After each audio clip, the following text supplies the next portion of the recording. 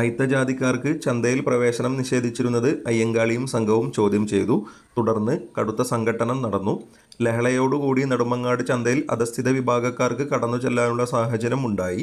ഈ സംഭവം നെടുമങ്ങാട് ചന്തലഹള എന്നറിയപ്പെടുന്നു. വർഷം 1912. 1911 ഹരിജന സമുദായത്തിന് അയ്യങ്കാളി ചെയ്ത മഹത്തായ സേവനം മുൻനിർത്തി തിരുവിതാംകൂർ സർക്കാർ അദ്ദേഹത്തെ ശ്രീമൂലം പ്രജാസഭയിൽ അംഗമാക്കി. പ്രജാസഭയിലും അദ്ദേഹം അവശജനതയ്ക്കു വേണ്ടി പൊരുതി. തിരുവിതാംകൂർ നിയമനിർമ്മാണ സഭയിൽ അംഗമായ ആദ്യ അധസ്ഥിത സമുദായക്കാരനാണ് അയ്യങ്കാളി. 1912 ശ്രീനാരായണ ഗുരുവുമായി അയ്യങ്കാളി കൂടിക്കാഴ്ച നടത്തി. 1913 സാധുജന പരിപാലന സംഘത്തിൻ്റെ മുഖപത്രമായി സാധുജന പരിപാലിനി ആരംഭിച്ചു. ചെമ്പുന്തറ കാളിച്ചോതി കറുപ്പനായിരുന്നു പത്രാധിപർ. 90-ാം ആണ്ട് ലഹള എന്നറിയപ്പെടുന്നത് ഊരൂട്ടമ്പലം ലഹളയാണ്. കൊല്ലവർഷം 1090 നടന്നതിനാലാണ് 90-ാം ആണ്ട് ലഹള എന്നറിയപ്പെടുന്നത്.